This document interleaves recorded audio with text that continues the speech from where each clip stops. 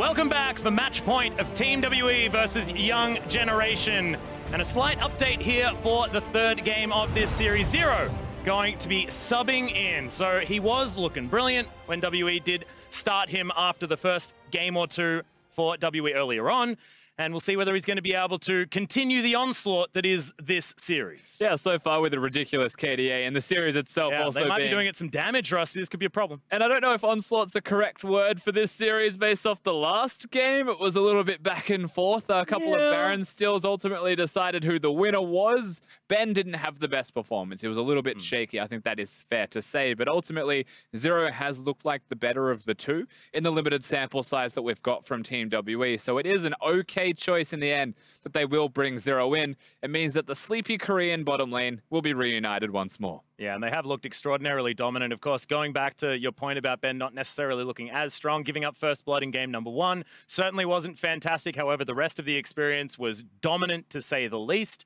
Some of his Cosmic Radiances also were working out very, very well. And the other thing you have to look at, it may not necessarily have anything to do with Ben's performance. Changing up a player in game number 3, especially in a series like this, just throws your opponent through a loop because you have to ban different champions. You have to take different risks in the draft in order to go against WE, so they kind of get an extra fresh start as far as what they want to play. We know that Zero plays basically every champion possible on the bottom side of the map, so those bans may not necessarily change because things like the Thresh, things like the engage style supports that Ben does like so much, Zero can certainly do as well. You can as well, yes. So they share a lot of their champion pool, and you never really say the reason for the sub is going to be something to do with champions specifically.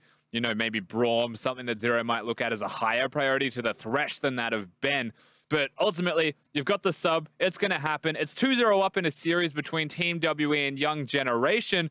And Team WE are the ones to throw a spanner in the works. Young Generation are not going to sub their top laner. They're going to stick with Nocti. And as far as I'm concerned, I still believe that Nocti is the better player. If we're to draw a direct comparison, the way that he's able to simply just play the tanks, play the meta of what this tournament has become, it just looks like the better of the two themselves. So I think Young Generation have made the correct move by not mixing it up.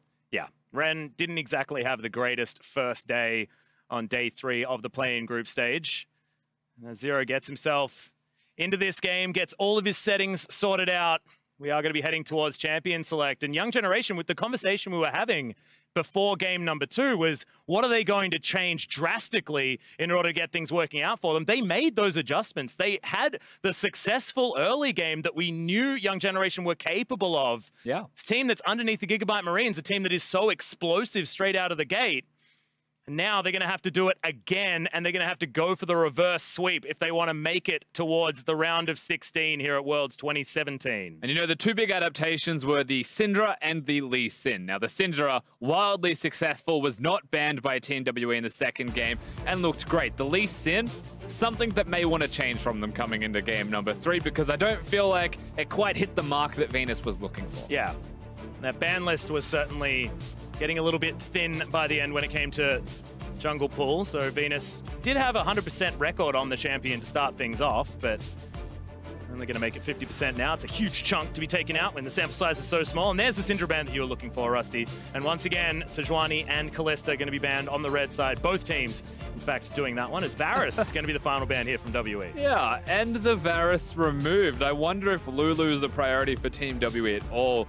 I'm going to say I doubt it. They wanted to just get rid of one of the stronger lane-based champions.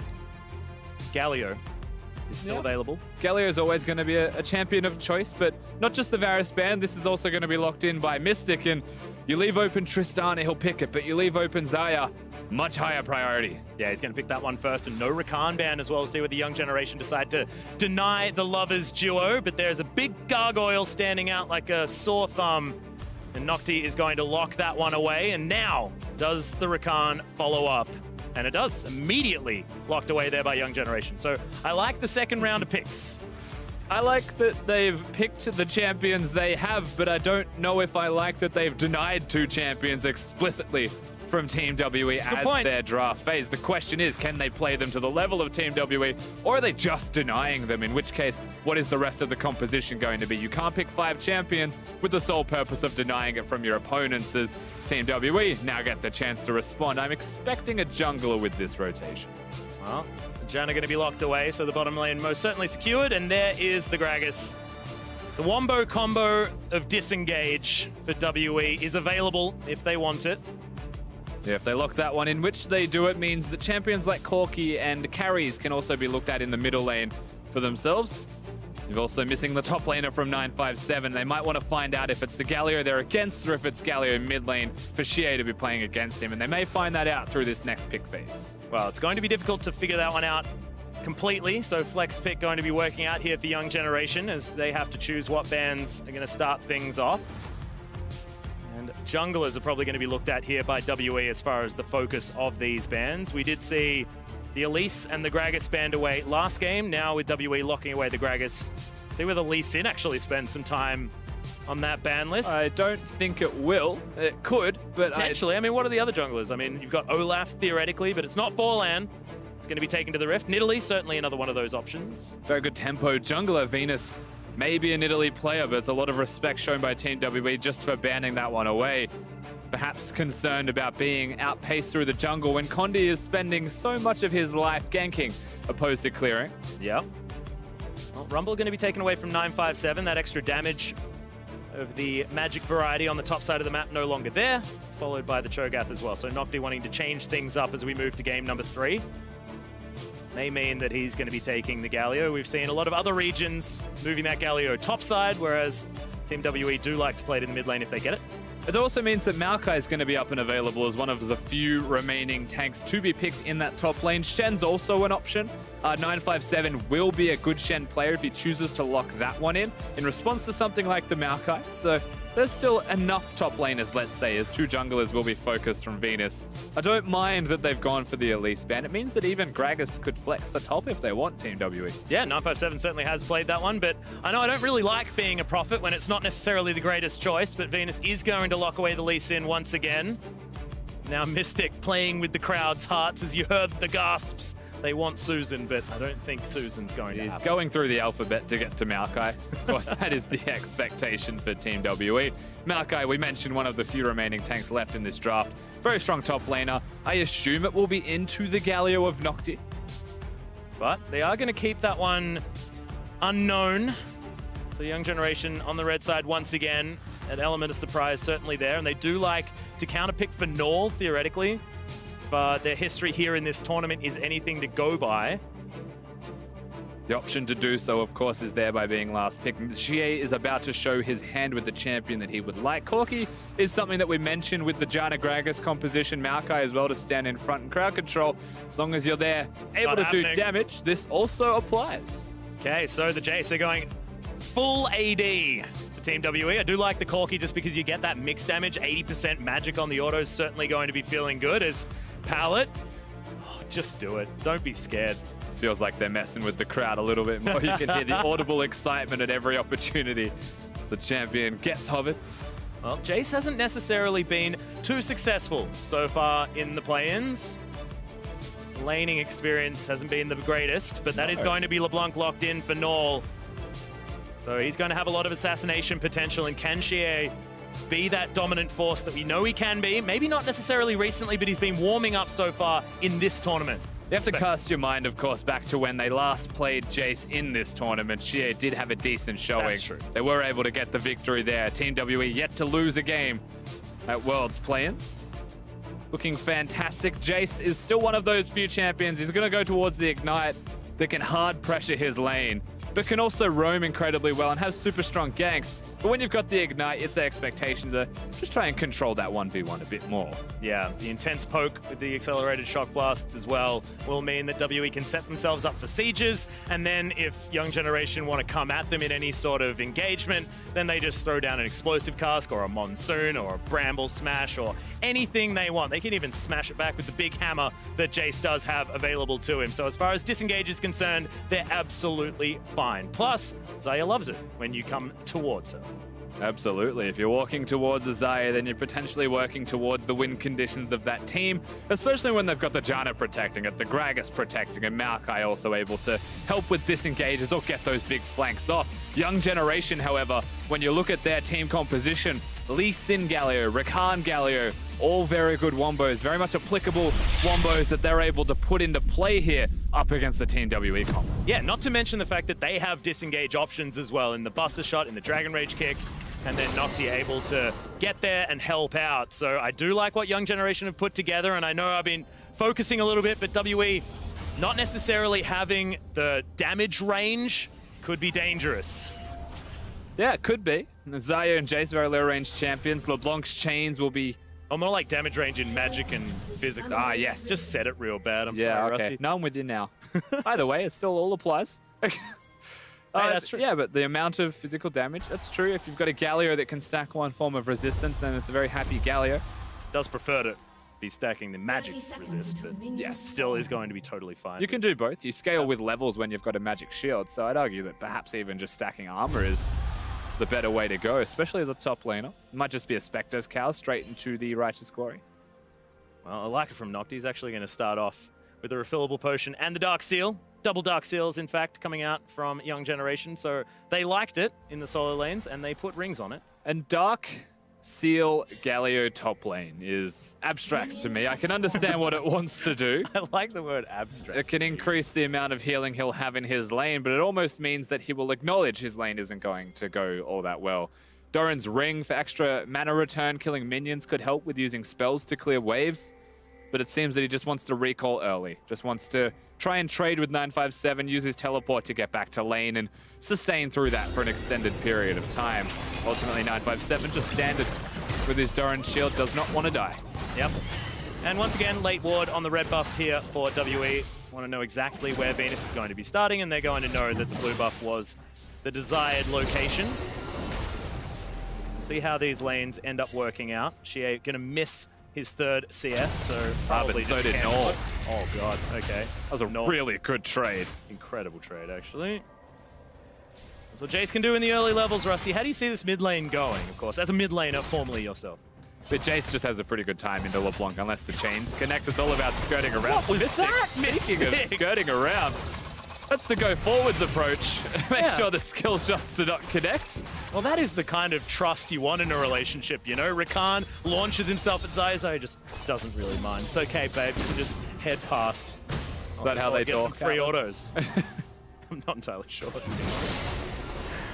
There you go. Stunned, so it's going to be claimed back here by Null. Much better trade. One of his potions. One difference as well is the biscuit that you're seeing from Jets. These two. That was a flash and a heal. Yeah. Big Crow now in trouble. It's Mystic, a lot of respect is being given to this Zaya. You know, we haven't spoken about it in great detail, but since we are looking at it, Mystic on Zaya is one of those incredible players. He has watched and played a lot of it in the LPL, and he also learnt the hard way by being beaten around with Zaya. There's a couple of really cool interactions that he's capable of doing. The Flash E, where you can return the blades and redirect them by flashing, is something that Mystic is a big fan of, because it killed him when he tried to 1v1 another AD carry in the league. And now he uses it all the time. Well, you know, if it takes you down, seems like something you'd want to utilize. The thing that I really, really like from Mystic is he's adapted to the speed of the grand entrance out of Palette so incredibly well. You saw it just walks out of the way, and now that the movement speed isn't as high on that ability, you can just dodge it by walking. Will mean that Palette's going to have to really up that aim. Get himself able to land those. I think usually now with the new Rakan, it becomes less speedy when you have the boots upgrade. So until you get that purchase, because the movement speed bonus was a big bonus beforehand, where now the base has been increased, but the movement bonus has been decreased. 100% to 30% as far as your additional movement speed, I believe, off the top of my head. Don't quote me on that, Russell. Palette going to take a cheeky auto, but Mystic unable to get through the shield. Things have calmed down as, once again, casual wander out of the knock-up from the grand entrance. The slight juke to the left. Last time it was just moving forwards. Mystic showing that he is not just an expert on Zaya, but that he can expertly work around Rakan, the other part of the duo. And Palette not having a great experience trying to hit these Ws, but it isn't losing them the lane. It's just being pushed in. You will see a notable CS difference, however, between them. That's starting to crop up from the extra control that Mystic and Zero have been getting. Slowly but surely. Well, junglers, speaking of control, One of those wards is going to be taken down here by Venus. Has a fair bit of control as a great got him this finally going to land. Barrier immediately thrown out there by Mystic, who's trying to get the damage back. Explosive charge, not going to be quite enough as Zero with the Eye of the Storm does come in. Venus turning up the teleports there as well as the Blade Call is in. Mystic still alive for the moment. It's a really good tornado to come out from Zero, but it's not enough, and First Blood goes over to Null. The heal, the barrier, the flash was all used. Mystic is still going to die in the end. The teleport from Null, of all people, down into this bottom lane, immediately hitting those chains. Fantastic stuff from Young Generation. First things first, the shield just dissipated from Mystic. So timing it around Janna, Zero not able to do enough work, but he still interrupts the jump with his tornado in a situation where you say Mystic absolutely dead. Well, still dies in the end. We got to see the Flash Blade Caller as well, but Null's the real MVP here. Condi with a too little too late scenario there. Watches as his AD carry dies. Yeah, now Nocti clearing things out towards the top side of the map, but once again, Young Generation off to a fantastic start. It's a little bit of a different scenario given the fact that WE's composition works a little bit better this time, front to back. But any sort of lead against a team that does have a high index on one type of damage is certainly fantastic, because it's not like it's going to be difficult getting your tanks to itemize against these carries who do want to get themselves decent leads. Yeah, and the LeBlanc also picks up the kill, which is very handy. It means the Seeker's Arm Guard will be collected in the middle lane for Null, up against the Jace, who goes for lethality as the first item. So early armor for the LeBlanc will do wonders for the laning in the 1v1. Very nice for Null to have up against Xie, who has been doing fine up until this point.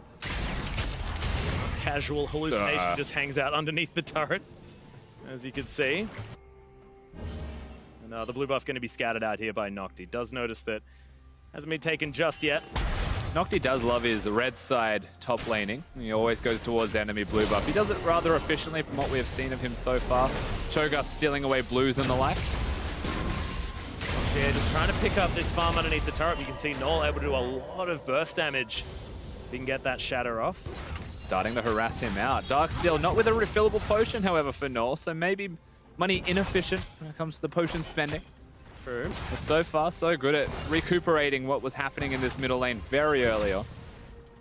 Dangerous thing now, Big Cora actually going back with about perfect gold to buy the F-Sword, that he now doesn't have any potions to speak of, so a lot of that damage will be sticking. This pallet can actually get these Gleaming Quill heals off. She does, at least that time. And Mystic on the opposite side have the Cull and 2 long swords to be seen from him, knowing full well that he just wants to farm up an extra 100 CS and make that Cull efficient. Up until that point, the BS sword should be stronger for AD trades. Oh, got another engagement. Yeah, really good. Howling Gale comes in from Zero just to get that disengage happening, and Eye of the Storm's going to keep Mystic healthy. Condi needs to be careful, actually. Here his entrance comes in as Venus kicks back Condi, and my god, that Q went a long way, Null, and he's going to make himself 2-0 now. The mid laner that Young Generation get behind is really starting to take off. Double buffs with the 2-0 is very dangerous for LeBlanc to have. Jace yeah, just leaves. Going to have a pretty rough time with him. May just try and trade from the bush if he walks predictably, which is not, but there he is. Oh, this face check is not what you want, and Xie just ends the life of Null. The Ignite's enough to do it, and that's the double buffs transitioned again. And I can't stress how clean that was from Xie as well, using the perfect Jace combo the way that you should execute on that combo, speeding up his auto attack, switching into hammer form to get 3 quick taps out in the duration of the Ignite, knowing there was no W for Null. Doesn't even flash to safety.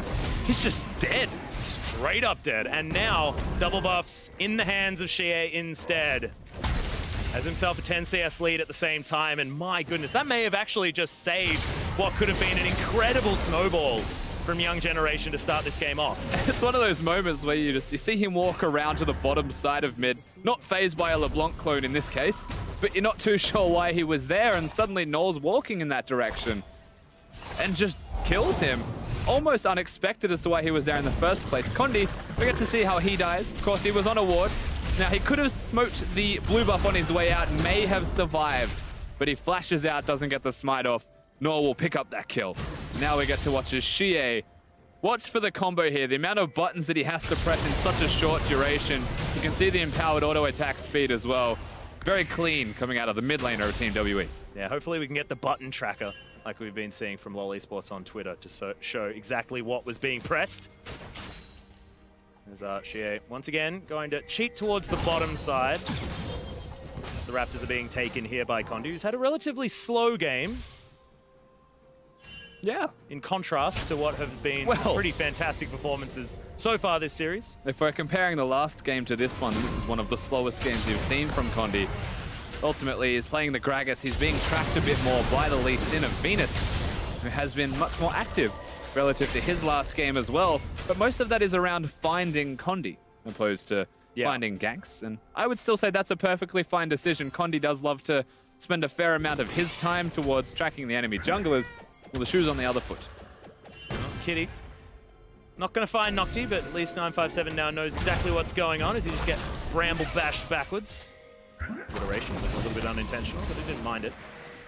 How exciting it is as well to watch top laners fight each other. That's why we're talking about alliteration as opposed to what's actually happening here is, yeah, the taunt's that's gonna land, Nocti, and it's not gonna do anything, as they're about as even as you possibly can be up on the top side. We have a Ghost Blade completed as well for Xie in this middle lane, contrasting that, of course, to Null, who has gone towards the Hextech Gunblade, but he had to go seek his arm guard first. Now, that is unfortunate for the LeBlanc. It means it delays his big item spike, where Xie has one right now.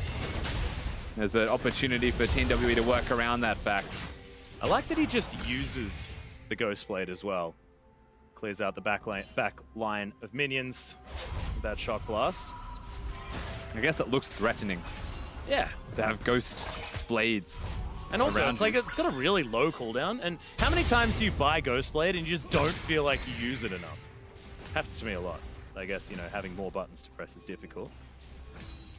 Xie just going to pick this one up as it heads towards him as well. Just still giving respect to Null here in the mid lane. He's going to move down and spot Condi out. And so they should. They have to give respect to Null. He's still very strong even after he died. Only puts him at 2-1. And though he hasn't got the big item spikes, he's far enough ahead that he has still got items, as Control Ward is not allowed to be secured by him at all. It's going to get replaced. Don't even think about it. I believe that was Zero chucked an extra one down. Potentially. Speaking of wards, though, Atlas, look at the wards that Young Generation have got inside the red side jungle of Team WE. Yeah. Almost a straight line, and then one deep ward just behind where Condi is right now. Means that if it came to it, there is absolutely teleport spots up and available, but most importantly, they can see where Condi is. They also have an inside track towards this dragon as well. Of course, it is a Cloud Drake, so not necessarily the most coveted, but certainly an option. Vision going to be solely in the hands of Young Generation after this ward is removed from the back of the pit. They want pallet. They don't know that Lee Sin's just around the corner. And this is now a risk as LeBlanc starts to collapse with it. Suddenly, you would say Condi's at risk. Yeah, and Xie as well giving a lot of respect here to Young Generation as Xie finds Null once again. Does need to be careful, but the root comes in. Hero's entrance is there, and Nocti gonna colossally smash him out of the fight. 957 makes his way through, but this is dangerous as Featherstorm comes in from Mystic. He's trying to get the work done. They're looking for Null if they can get him, but they still haven't been able to pick one. 957 finally able to lock down a kill, and he's so tanky. Nocti dies as well as Mystic grabs that kill, and they just did not have the damage. Null just used all his combo already. Incredibly, there's not enough damage to secure the kill onto Mystic, who looked like he was a tank in that fight, just sitting in the front lines and does not die. I, at the very least, expected him to die in the end. But no, just plays it expertly, has the team supporting him throughout all of this. The ultimate usage, everything goes correct for him in the end. And that was after they pick off Xie. And the Ardent Sensor was already done. That's probably why he didn't take a lot of damage there, Rusty. That's a teleport actually behind them. He may take damage now. That's a real deep one. It's not Null, as Nocti's going to turn up. No Featherstorm available here for Mystic. Does have his flash, though, and gets himself to the right side. But Null turns up in the end, close to falling. But is able to lock that one down, and thankfully, the Young Generation, it's Big Pro that finally finds himself a kill. Still makes it closer than it should have been, but Young Generation, they're able to go down to bottom lane with the teleport, stay down at bottom lane with that teleport. I would assume they're just going to keep going, take down this structure. Null is the only one who leaves.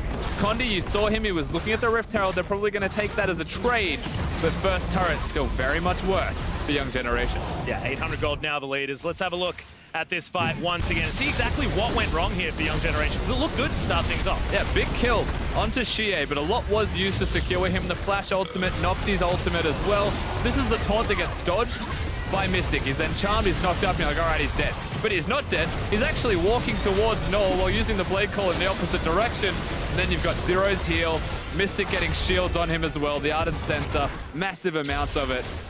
The fact that in the middle of a team fight, he's able to see the primary target whilst being attacked by a million people. And also stand in a monsoon for the entirety of the time as well. That's the real scary part, because Zero was untouched. Ardent Sensor's one hell of an item. Yeah, I thought you were going to say a different word to close that sentence out, but exactly right. Righteous Glory now completed here for 957, as Null still has to be respected. It's a Bilgewater Cutlass utilized, shot with a knife. Doesn't feel great. Pallet's also gone for a very different build on his Rakan. Opposed to committing to the Ardent Sensor as a rush, he goes for the Sight Sign and Boots of Mobility. Yeah. So he's going to be moving quickly. And he's got the Aether Wisp with it. He's got the Sight Stone for extra vision if we're going to contrast that to what Zero has been placing. But he has a Lee Sin on his team. There's a chance there was already going to be a lot of vision to place down. I feel like Condi's been supplementing at the very least for Team WE. Well, another turret is going to fall down as WE grab 2, heading down the bottom side. In response to just the one the Young Generation were able to grab on the top side of the map, just shows that this game, WE do have that tempo advantage. Backs had to come out immediately, the big Koro. And ultimately, why we mentioned Rakan's build is because he's not going to spike nearly as strongly as Zero is in the current moment. We just saw a team fight happen. Zero had spiked before the fight broke out. Pallet still did his job, but Zero's job is far more significant because it augments the rest of the team. Mystic carries because Zero allows him to carry, where Pallet just engages and hopes that the team can back him up.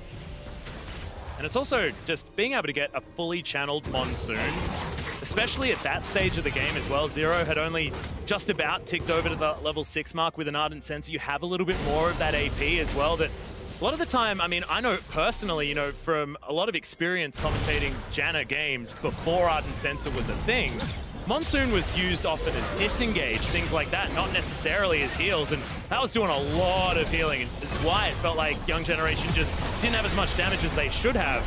Now WE able to pressure them away from this outer turret in the mid lane, just nothing that they could do. And still set up Team WE with 4 control wards that can still be placed down wherever they choose. Mystic now placing his one. There's no Baron to look at just yet, but already a semblance of wards starting to be built around the area. Because the river, very important part of Summoner's Rift that WE want to maintain. Young Generation are still warding decently well. They are still pressuring decently well. This will reset if Lee Sin goes in. Yeah. Then it's just going to head back out, and Condi waits for his buttons and bonks the Brambleback on the head. Hello, Big Koro. Yeah. So I was looking at Null saying, yeah, okay, now with the Gunblade, he's going to be doing a lot of damage. Xie as well just needs to land 1 EQ and they're dead. And meanwhile, of course, Mystic has been the split pusher for the team. Sitting bottom lane, now back towards the top side.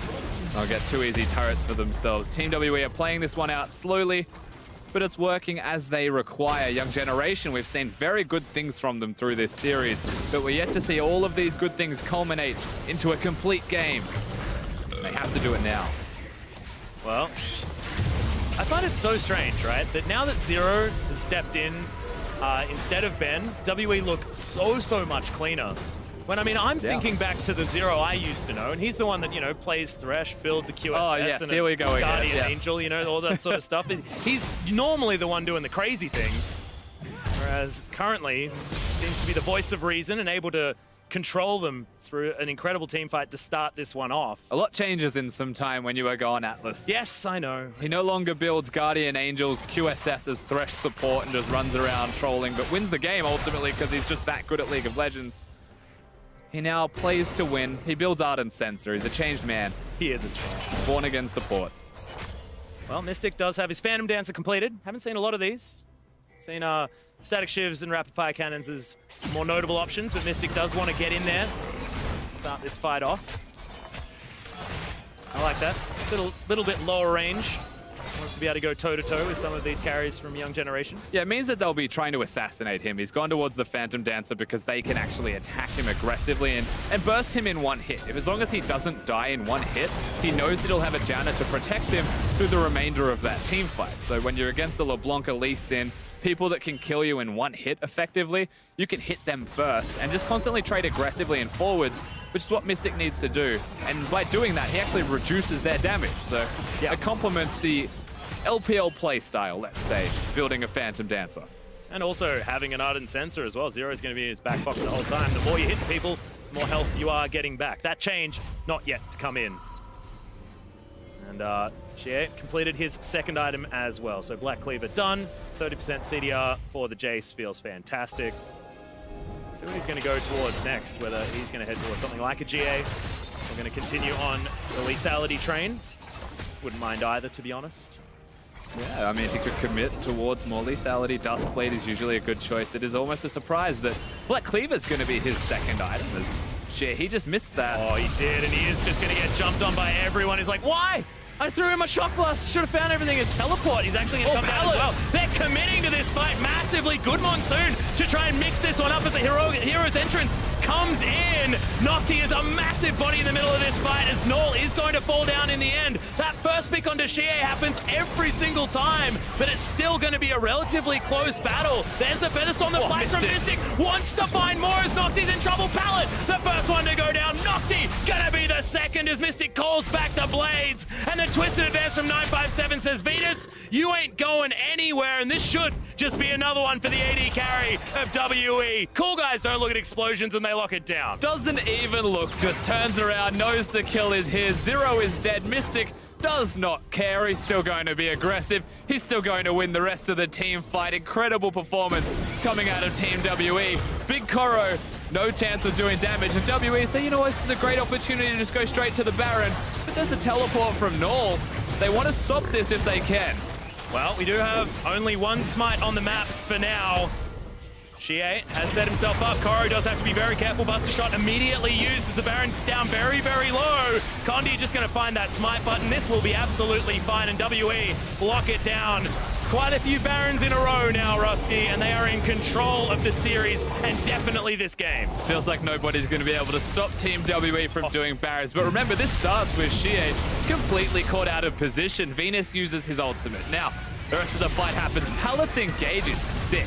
And you're expecting the flash taunt from Nocti here, but he flashes to get over the wall. And that's the unfortunate thing, it feels like. He uses the ultimate at the end instead of going onto Pallet. And so that big wombo, that sick move that you're expecting from Young Generation is sorely missed. Now Mystic sees it, takes the opportunity and goes forward. And Pallet wants to help. He's just hit, he's dead. He's not actually able to help at all, so he'll ultimately die. Should have just ran away, you'd have to imagine. And we'll know that in future, but Mystic kills him in one hit.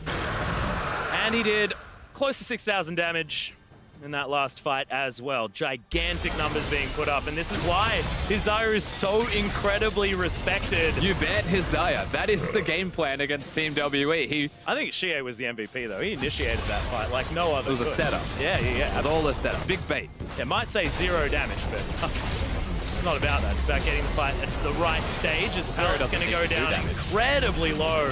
That shock blast. Big Koro finds himself in turret. That's not what they want. Null gets exploded. Mystic, all of that damage we were talking about is going to be able to secure it. And now an inhibitor turret in the mid lane will be falling down. 24 minutes into the game, and the base is broken for Young Generation. The Baron falls first. WE keep moving forward. They've got a pick, and they're looking to try and grab more. 28 seconds on Null. The LeBlanc is dead. It looks like Team WE, they want to threaten the turret that is attacking the minions was teleported towards. Yeah, that 7 is in. Big Koro comes back, so he's going to be able to at least get some damage onto Condi here, but the first Nexus turret, it's going to fall down. They're looking for the second shock blaster flying through, and they need to get out of the way. Young Generation have to do something. Nexus now exposed. Grand Entrance finds absolutely nothing. No Nexus damage just yet, but that's because WE want to be getting more of these kills. Null turns back up. Blade Call is there from Mystic, though. The self-peel from the Xayah is working out with an exposed Nexus. WE are going to back away. They can't end the game. They'll take the 2 turrets though, and it means that one more team fight is all it takes to just walk through the middle lane. The inhibitor has only just died. Great push from Team WE. At the end of that push, they'll be super happy with where they are. So much money in the pockets to spend. They are well and truly set up for success. And this is a team composition that should be picking people off so readily and making it work so easily. Yeah. And also, I mean, we mentioned when the Jace was locked in that they do need to try and get advantages as quickly as possible with the fact that this comp can be itemized against quite efficiently. And that's certainly what they've done. The Baron buff now still with about 30 seconds to go, and they'll be able to push super creeps towards an exposed Nexus and try and finish this game off. Very close to having a more of Malmortius for Xie. So much damage available. Oh. The 3 items for Mystic are completed as well. You're watching Xie and you just see a Storm Raiders proc surge. Immediately you look to the right of your screen and note that Big Koro found the other end of that shock blast. Team Have a great WE. time as well. Here they go. Grasp. Yeah, they're looking to try and break open another section of the base. Nocti stunned up. He's a tank, but he's just not that tanky against all the damage that WE have, and he's forced back to the fountain. An inhibitor is going to fall down, but you may as well just head towards the Nexus. 26 minutes into this game. It's game number 3. This is WE looking to secure their spot in the round of 16. They've been touted as the #1 team in China, and honestly right now, they look absolutely stunning. Xie grabs the kill. Venus is dead. Celebratory frags coming in for Team WE as the Nexus, the last to fall. Dominant victory from the Chinese home crowd team, WE. Not the cleanest of 3-0s, but a 3-0 nonetheless. If we erase game number 2 from our memories, it still looked like there was nothing that was going to slow them down, nothing that was going to stop them. Young Generation knew it was going to be an upset if they took even a map from Team WE, but they were not allowed. Condi said no and refused to give them one. And Young Generation did look pretty good in game number 2, especially in the moments that they had control over, but honestly, it's a little bit inexcusable to throw Barons like they did twice in a row. Did mean that this felt like WE had it in the bag. But that man on your screen taking the front, Zero subbing in for game number 3, and honestly felt like WE, despite how clean game number 1 was, it was so much more controlled in game number 3. Never felt like WE were able to be tripped up or stopped in their onslaught against Young Generation. It was probably one of the cleanest of the 3-0s that we've seen, apart from, I guess, yeah, game number 2. Hey man, even Cloud9 had a game number 2. Happens to the best of them. But WE still look very good throughout the entirety of this series. And you're right, they bring in Zero. They make the sub to the super sub Zero. And they do look clean. They look a little bit more controlled. But we have to take a second. You know, Young Generation, they still had some incredible moments. They still look like the makings of a fantastic team. And they're aptly named. They are a very young team with a bright future ahead of them. They just lost to Team WE. They got the unfortunate matchup against the Chinese home side, and they were bested on the day. Yeah, and look, this is a team that's been playing underneath the Gigabyte Marines as well, a team that is already through to the round of 16. So no worries for Vietnam. They certainly still have another seed in here, and Young Generation are going to go back and try and do the best that they can to get back here again for the next year. But to get their thoughts on Game 3 and close out the play-in stage, let's send it down to Dracos and the analysts. Atlas, my thought is that Mystic is a monster, and the Team WE look terrifying. Mostly because of Mystic being a monster, though, to be fair. Mystic was a monster. Condi had a good series. GA even looked pretty good at points, so I think the whole team is looking pretty good right now. But the big thing for me was actually the change up from Bin to Zero. They didn't change the champion. They kept it on the same draft. They picked up the Janna, but it was a completely different Janna performance. Zero looked so much more comfortable on this champion. I think that was the consistency that we saw as we moved later in the game. And at first, it did look like Young Generation may have had it in, like they might be in control of the game, but individual members on the side of WE started to step up. And if we look at this first replay, we can say Xie, there's a reason why he is known for this Jace play. Such a fierce competitor when it comes to finding these opportunities. Null had a good job of getting a couple kills early in the game. They were doing some good jungle pressure, but he face checks GA and he gets deleted instantly. That's a quick combo. You see that replay was about 2 seconds long.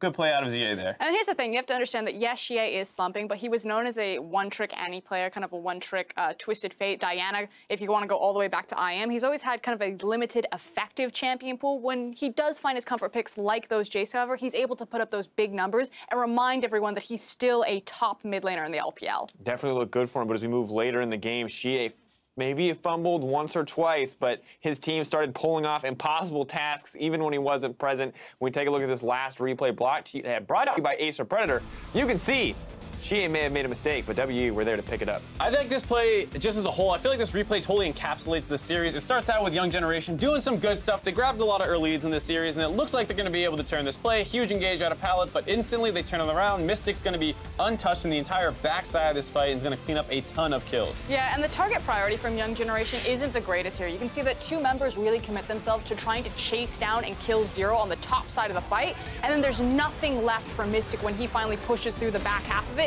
And even if they hit this guy with all of his buttons, there's no kill pressure, and he's going to walk through it. Yeah, the whole time, Big Koro caught on the backside of the fight, unable to get involved. This is eventually going to lead down to the Baron, which WE used to finish out the game. And it's just insane to me that they managed to come back from this. I saw that Galio come in.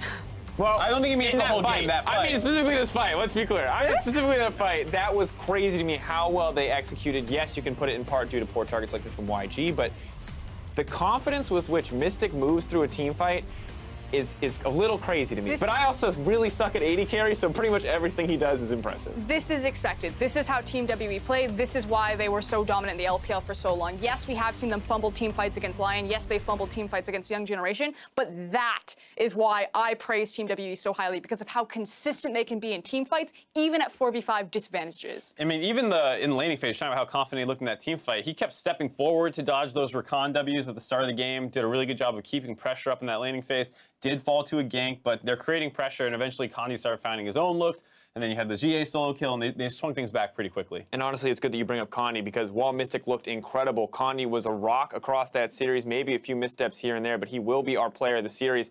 I would say well-deserved. 2 Baron steals make him a pretty easy shoe-in, but also just when the rest of the team is crumbling, him keeping the discipline, him keeping it together is truly impressive. He's the facilitator. Everything about Team WE plugs into him, and look at the different diversity of champions that he showcased in the series. Yeah, maybe he's hit and miss on the Ezreal jungle. Maybe I'm not really feeling that pick too much, but he still went for it. You know, this isn't Sejuani every single game, Gragas every single game. There's so much diversity here. And the only lackluster scoreline is from the game where he stole 2 Barons. So I just like, all right, I'll take that. If you're gonna die a little bit more, but steal Barons, you can do whatever you want. I mean, even that game, it started out with him dominating on the top side of the map and catching back up in the jungle before converting down the bot lane. I don't feel like he played that bad. It was just that the bot lane was already getting smashed by the time he got down there. And then, yeah, a little sad that Young Generation could pick one of those up, but a crazy, just Q steal with the Ezreal pick. Very impressive. I was 100% convinced this was gonna be at least a 4-game series. Even on the second Baron. The first Baron, I was like, okay, they've got this now. All right, no. Second Baron, there was still hope. We talked about it. There was still hope. They have the feast. Oh. Very painful to see. But Young Generation came out here, and I personally feel like they showed like they were the best, or second best, or excuse me, the best wildcard team out there, actually. I think they had a really strong performance overall. I really liked what I saw of them. Just tough that they ran into a little bit of a buzzsaw in WE. I mean, frankly, it's a huge underdog story. It's really easy to be a fan of Vietnam teams, Young Generation and Gigabyte Marines. This is David versus Goliath. I mean, China has so many resources, so many large clubs, the largest league in the world. Vietnam, you know, they're part of this smaller scene in Southeast Asia. They had to fight through it. It was even an upset that Young Generation made it this far, taking down Ascension. So huge props to them, so close to making top 16 with their brothers in Gigabyte Marines. Yeah, absolutely excited to see what Vietnam and the GPL can do in the future. But to hear more about that series, let's send over to Fish and the newest support to join the group stage. Thanks, guys. I'm here with Zero, the support for Team WE after their 3-0 sweep over Young Generation. Congratulations on your victory. The first question I'd like to ask is, in the LPL, a lot of LPL analysts don't think that Team WE is the 3rd seed team from the LPL. They rank Team WE much higher. How do you compare yourself to Team EDG as well as RNG?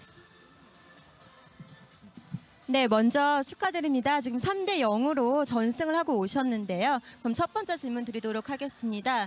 지금 중국 LPL에서 많은 분석가들이 이제 팀이 이제 3번째 시드에 들어갈 거라고는 거의 생각을 못했고요. 사실 그것보다 훨씬 더 상위를 기록할 것이라고 예측했습니다. 그렇다면 이제 본인께서는 뭐 EDG나 RNG와 비교했을 때 팀의 순위를 어느 정도로 생각하고 계십니까? 일단 저희가 중국 리그에서는 EDG하고 RNG한테 많이 졌는데 그 이유가 일단 소통의 문제라고 생각하거든요. RNG하고 EDG는 중국 선수들이 더 많다 보니까 소통이 원활하게 돼서 중국 리그에서 저희보다 좀 더 우세를 취할 수 있는 것 같아요. Okay, we did lose against EDG or RNG a lot of times in the China LPL, but I think that's due to the communication issues. Now, they are all composed of Chinese players, so they have a very good communication. That's why they can take advantage in the Chinese league. Okay, well, that's strong to hear coming from EG as well as RNG. Hopefully you guys are able to shore up those communication issues that you've been facing. And one of the things I wanted to talk about was how you and Ben have been swapping over between supports. What's the rationale behind this? What's the strategy behind swapping out the supports from time to time? 네, 그렇다면 말씀하신 소통 문제가 원활히 해결되기를 바라겠고요. 이번에는 그러면 교체에 대해서 질문 드리겠습니다. 지금 벤 선수하고 교체가 종종 되곤 하는데 이렇게 급하게 교체가 된 이유가 있었거나 어떤 전략적인 이유였는지 아니면 종종 이렇게 서폿을 바꾸긴 하는데 그 이유가 있나요?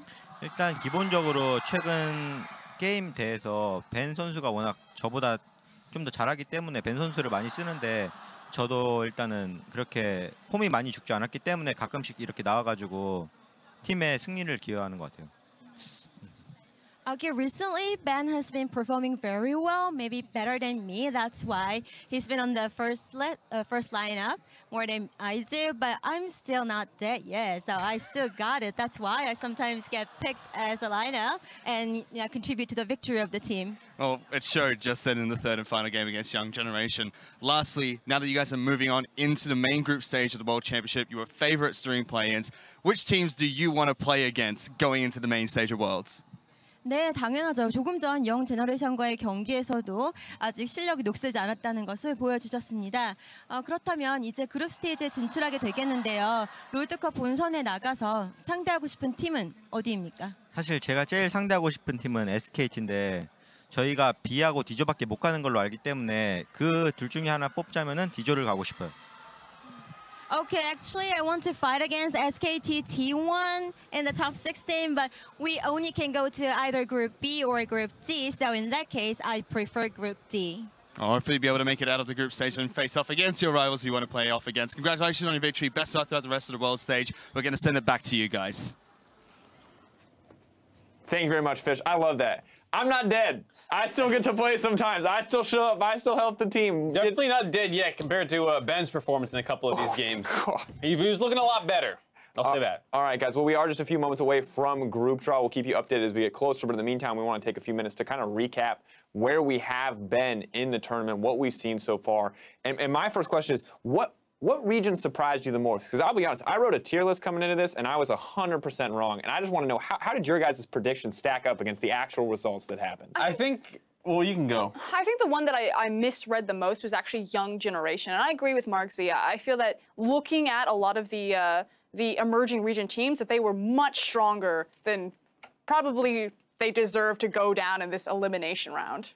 Yeah, and it's interesting to see with the change in format how tough it can be to find that spot, to find those opportunities to get in, to really get anything done. Because I think you're right in saying that Young Generation looked very strong, and in some ways stronger than even Fenerbahce went through, but ultimately, like, hey, you know, you don't get that first seed, you don't get quite as much safety, and that's the big difference maker when it comes to individual performances. Right, and I think a lot of people could have predicted that like most of the number 1 seeds would move out, or the pool 1 team, excuse me, so the major regions mostly got out. I think the biggest upset that I didn't see coming was HKA not making it out. It was a very tough battle between them and 1907 Fenerbahce, but you know, it did feel like they lacked a little bit of that late game shot calling. They gave up a lot of Barons, and even though they had a much stronger laning phase, which is what I was banking on, you know, you saw the team play come in for them, even having a substitute jungler and Crash. And HKA falling down so early in the tournament does speak volumes about the rest of the LMS. You know, this is the first time that the region has had the opportunity to send 3 representatives to showcase that they're not just a 2-team region. And HKA, a lot of the LMS analysts say that HKA is stronger than AHQ currently. So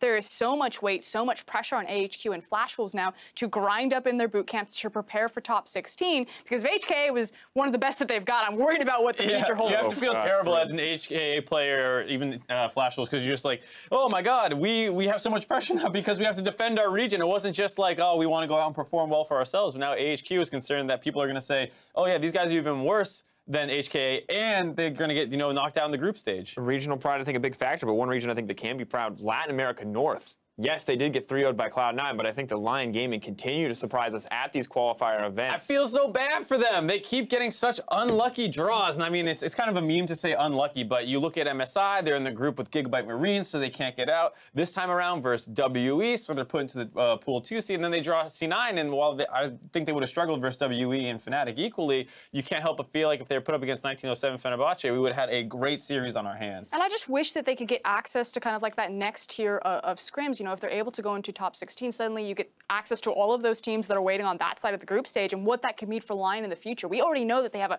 cool track record of, you know, reaching out to the North American teams, the challenger scene, the LCS scene, and trying to grind up. And we see that now in their domestic results and now slightly international results. I think that's a great point, just because a lot of the time we say things like, oh, they get to bring all this experience back to their region. And what happens a lot of the times is the teams end up swapping around, and that experience kind of gets lost as the players shuffle. But what's great about the side of Lion Gaming is that they've had a core members for a really long time, so they would actually level up quite a bit. Yeah, but now, of course, the group draw for the Pool 3-3s is about to start shortly, live from Wuhan with Ren Dong and LPL Snakes mid laner Zatai. Now, remember that the only condition of the draw is that 2 teams from the same region cannot be drawn into the same group. And now, because of this condition, the groups will essentially be decided by the first team poll, but we will run through the entire thing. There's basically only one scenario where not everything is decided right away. That's if Fnatic is drawn first, where there will be a second draw. Everything else, 100% based on the first draw. I mean, pretty much if you're a TSM fan or an NA fan and you believe that you want Team WE to avoid Group D, you either want WE or you want Fnatic out of this bowl. Those are the best 2 things you can hope for. I'm personally hoping for C9 to end up in Group C, which means I personally want to see Fenerbahce drawn first or WE drawn first. And if you're a true TSM fan like I am, that means WE first. Man, this is grim. This is rough, because the ultimate truth is that I'm not worried for WE. I am worried for the NA and EU teams, respectively, that have to go up with them, and I think that's just a testament to the strength that we have seen here. I'm actually worried for a couple of my Chinese teams, though. I'm actually really worried for EDG. Fnatic could end up in that group. I think Fnatic stylistically matches up really well to punish EDG. You can see the crowd ready. It's the tie. It's a tie. He's been around for a very long time. I think he started playing, he's been playing professionally for 5 years now, formerly from Invictus Gaming. People should remember him. Old school Worlds fans. Been to a lot of international competitions. If you've been watching for a while, you definitely know this guy's name. And here we go! Moment of truth. Wait, what was it that NA wanted? They do not want, oh no, they want Fnatic or WE here. Fnatic or WE. Who's it gonna be? Oh! It is C9 first! Oh, all right, That C9. means that Team WE is locked in Group D. Also, Fnatic will be going into Group B then, and 1907 Fenerbahce Esports will be moving into Group C. Now, of course, we will, I believe, play out the rest of the draw. You guys can fill in your brackets at home, though, yourself and form the rest. But that is the nature of so many of the teams going through that are 3rd seeds, is that there's so few valid options. They just want to keep Zatai on stage, make sure he can get all the draws he wants, even though it is mostly locked in. He's doing it in order, though. He got Fnatic into Group B. Let's see if he can get 100%. Right now, he's got 50-50 on this last one to make sure he gets it 100% right. Is Zatai the greatest group drawer we've ever had? That is the question now on board. I feel like TSM fans shaking their head no. Yeah, they're definitely not too happy with him right now, but I do think as a TSM fan, you kind of have to accept that you're going to have to play hard teams eventually in the tournament to prove that you actually had to get and earn your positioning, as Zatai does drop the automatically perfect draws. And again, unfortunately, he drew Team WE because RNG is already in Group C, which is what he was drawing for. They are then bumped automatically into Group D. So there you are, TSM fans. You're flanked between Misfits, Flattrolls, and Team WE. And yay for G2, man. They did not get C9 in that group. That is gonna make Europe's life a little bit easier. Don't get me wrong, 1907 Fenerbahce are a fierce competitor, but we have seen what NA mid-jungle synergy does to European teams, and I do not like it. It is a little disappointing. As a Fnatic fan, or excuse me, as a European fan, you're obviously very happy that the group does not get any harder, but the big concern, of course, was already Samsung and RNG. Are you going to be able to match up versus those two teams? Whoever was coming in from the Pool 3 side, you know, basically C9 most likely, if it wasn't going to be 1907 Fenerbahce, you're going to have a hard battle no matter what. And taking a look over these groups, I don't think any of these picks kind of fundamentally shift the power dynamic at all. I think Group A still, you you know, just as strong Group C. Maybe it alleviates a little bit of that group of death, because now I guess you're competing against SKT, EDG, AHQ, and Cloud9. So maybe power dynamic shifts towards Group A a little bit more. I think Group B is another one, just with Fnatic ending up there. If they are actually better than Immortals, then they are pretty likely to get out. I know Gigabyte Marines are a scary team, but they're much scarier in the sense like they'll steal a game from you and ruin your Worlds run versus like actually battle you to be the second best team in the group. And that's what I want to know, because Young Generation looks so good here, and we know the Gigabyte Marines have been deemed a much stronger team overall. So I personally really want to know how they're actually going to stack up, how much better they're going to look from MSI. I think you can just see that they were able to take a game away from Fnatic, pretty scary. Yep. Almost took a game away from WE, if not for 2 insane Baron plays. So when you look at Gigabyte Marines, they have a very good chance of taking games away from anyone in this group. I don't think you're safe at all playing them. All right, with the pool 3 seeds distributed, as we continue our discussion, let's take a final look at these groups heading into the next week of play. Of course, we already saw them briefly on your screen. Now we have them in front of us. And I think for me, really, I think Group D is an interesting story, but ultimately I think Group A and Group B are the most interesting, especially if you are an EU and NA fan. Absolutely. C9 ending up in Group A, it's really not too bad when you're looking at the other potential being Group C. So a C9 fan, you have to be pretty happy. You are going to have to be better than EDG, AHQ. Pretty unlikely to be better than the SKT based off history, if it's any indicator, but it's not too bad of a draw at all. Yeah, and specifically with Cloud9's most recent form, you know, maybe domestically there were some inconsistencies, particularly with Impact up into the top lane, but since regional finals in through play-ins, he has certainly cleaned that up a lot, which I think does give him a cut or an edge above EDG, who has Mouse as their top laner. Yeah, excited to see exactly what SKT can do in the top lane. Ziv as well from AHQ. I think the top lane competition outside of EDG is going to be very, very exciting to watch. Not that I'm not expecting anything from Mouse, just that the other guys just feel a little bit above him. Absolutely. And the NA fan of me is kind of disappointed because I want an easy group for TSM and I want C9 and Group C to have a crazy battle. But I do feel like these are actually very balanced groups where, for the most part, there's one clear favorite generally in the group, followed by a couple who can really vie for that number 2 seed. So this is going to be a very exciting group stage to watch for me. There's also such a huge diversity of play styles fed into every single group. It's not like we're going to see like the slow macro game. You have your crazy teams, you have your team fighting teams. Like, it's a smorgasbord of every different type of League of Legends that you would want to watch. All right. Well, I'm excited to see exactly how this plays out, but throughout the entire week, you logged on to call out your world's big plays, so we decided it was best to review a few of our favorites, brought to you by Acer. Now, up first, Law Octavian heard Mark loud and clear when he called out Smoothie's big play. He says, "Add the Mark C," that's this guy. He clipped that Thresh play for you, man. Yeah, this is such a good play. I can't wait to see this again, just because Smoothie is going to smash it. Is this the sick flay? This is the, I don't want to spoil too much for the viewers, but we are going to take a look at it now, and I can't wait to see one more time exactly what Smoothie does. I think they will, because they've wasted way too much time. White Lotus and Genthix wanted nothing to do with that.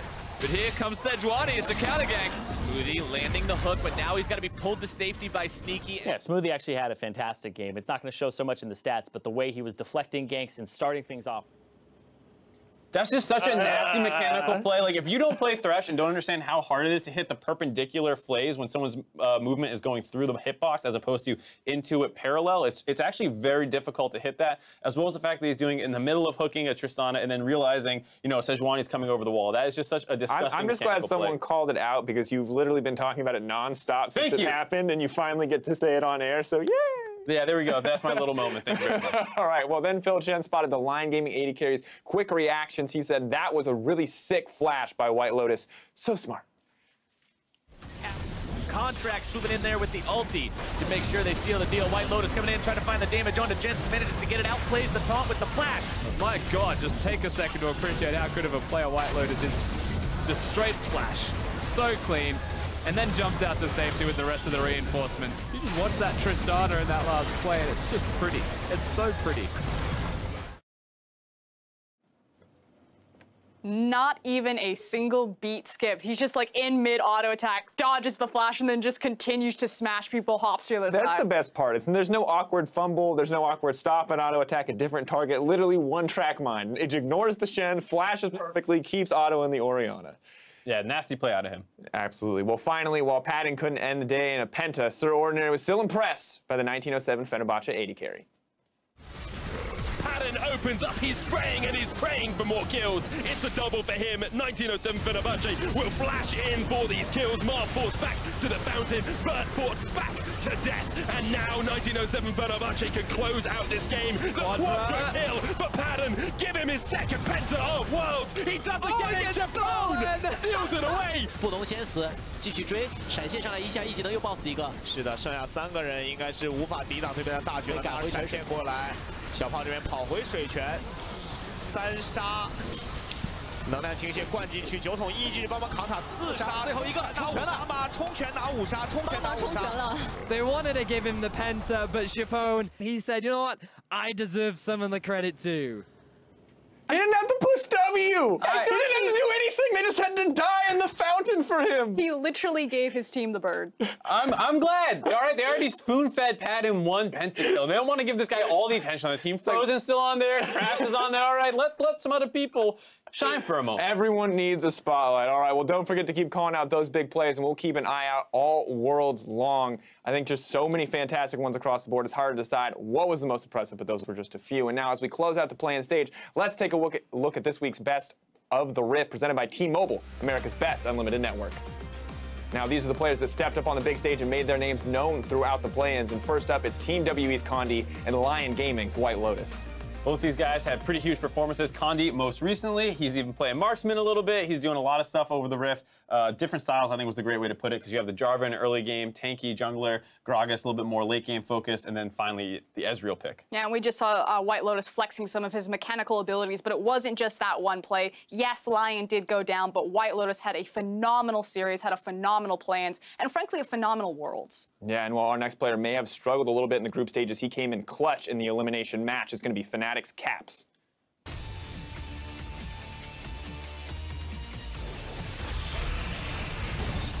Of course, this play right here, I think, is the moment where you know the Caps is a clutch player, because shutting that down in a game that you were definitely not winning for a long period of time just looks so good. And look what happens when Fnatic find that they have a mid laner and they give him resources. He's able to go off and make plays like this. I was so lucky that I got the honor of casting this game and watching Caps not only go off on his Cassiopeia, but then also pulling out his Talia, which was mint. That was actually what I was really excited about, too. Not just that he's picking some of these more lane-focused things, which we did see a fair amount out of him. You know, we had things like the LeBlanc, which didn't work out as well, which he was doing the counter pick, but that Talia looked immaculate. All right, well, speaking of dirty Talia players, one more makes him onto our list. It's none other than 1907 Fenerbahce's Frozen.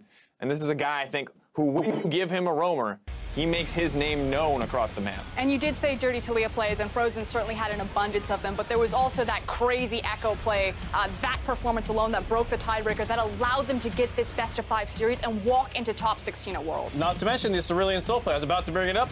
Perfect time for the B-roll hints. 2 people with stars at the same time. Excellent timing on the roam as well. He leaves mid lane reacting to his bot lane going down. Also able to set up plays. One thing that doesn't happen a ton is people send resources to the Aurelian Soul, but he does have good gank assists, so really great to see him being able to influence his own lane and others. Well, of course, it's interesting to see exactly how far a lot of these players have come, but from the first CS to the final A's, followed Best of the Rift in more places than ever. T-Mobile, America's best unlimited network.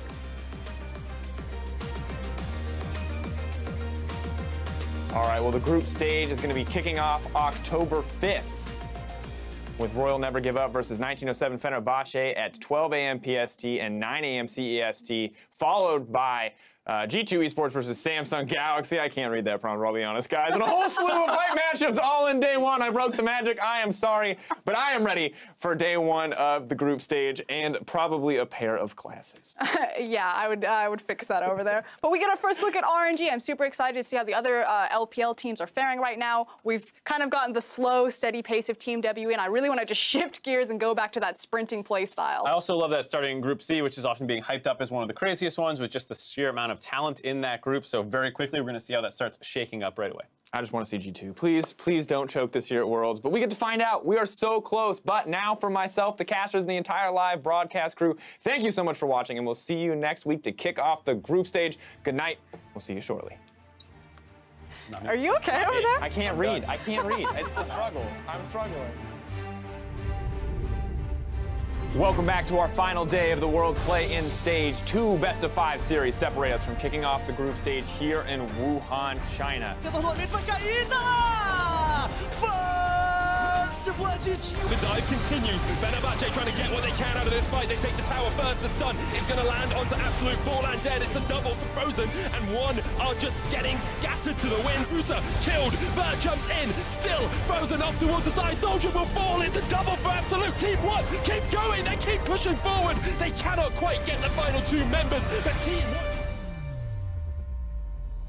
Borland dives in, says goodbye, and Team 1 are not done as Frozen steps forward looking for the damage onto Marv and Absolute, and the Celestia expansion is enough. Absolute gets taken down, and Team 1 get destroyed by Fenerbahce. That's a big double Cataclysm. It's in fact the cataclysmic entrance as Big Core is going to get evaporated. Big kickback as the Polymorph comes in at the same time, and Mystic on the wrong side of this fight. Condi now pushed on and destroyed by Null. It's more than a trickle, but it's not going to be a full waterfall, basically, of how big a lead YG have got. I don't know where I'm going with this. I'm just hell of an analogy. Walking my way through it.